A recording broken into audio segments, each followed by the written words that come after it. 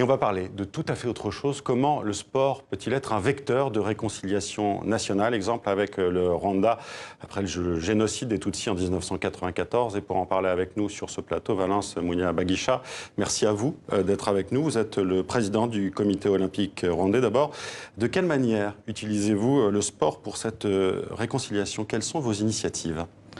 Bon, merci beaucoup. Je dois dire d'abord que le sport, ça fait partie intégrante de notre patrimoine et de notre histoire. Parce que même dans le temps, il y a longtemps, dans la société traditionnelle rwandaise, tout le monde pratiquement faisait du sport après le travail.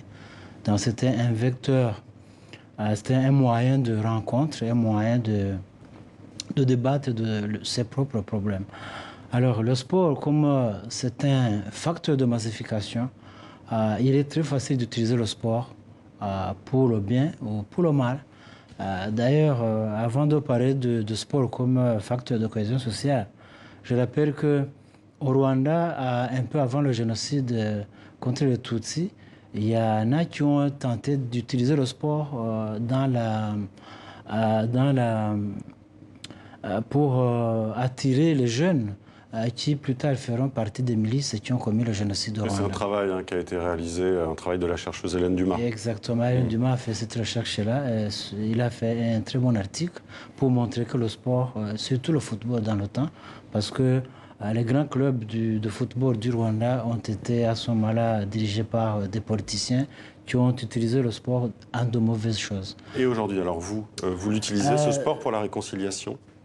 Ça a commencé immédiatement après le génocide, puisque même en septembre 1994, pendant que seulement 2 mois après la fin du génocide, les gens se sont rencontrés au stade régional de Kigali.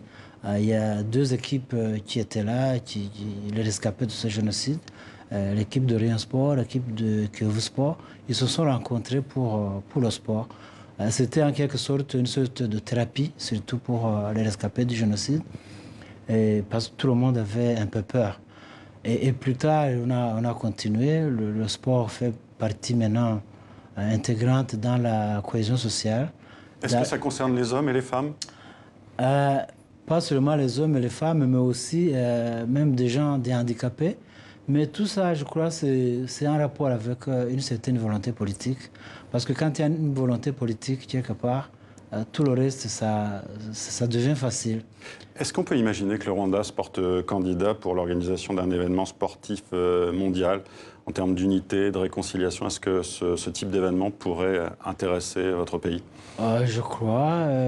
Peut-être que ça demande des moyens, mais je crois que le Rwanda est un très bon exemple pour l'unité et la cohésion sociale à travers le sport.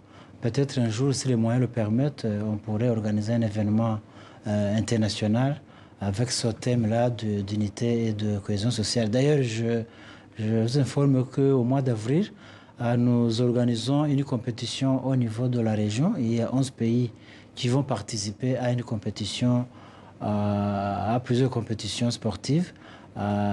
11 pays de la région à partir d'Égypte, Somalie, Éthiopie, Kenya, Tanzanie, etc. Ce sont les 11 pays. On va faire une compétition sur le thème paix et unité nationale. Merci à vous, Valens Munya-Bagisha, d'avoir été sur notre plateau.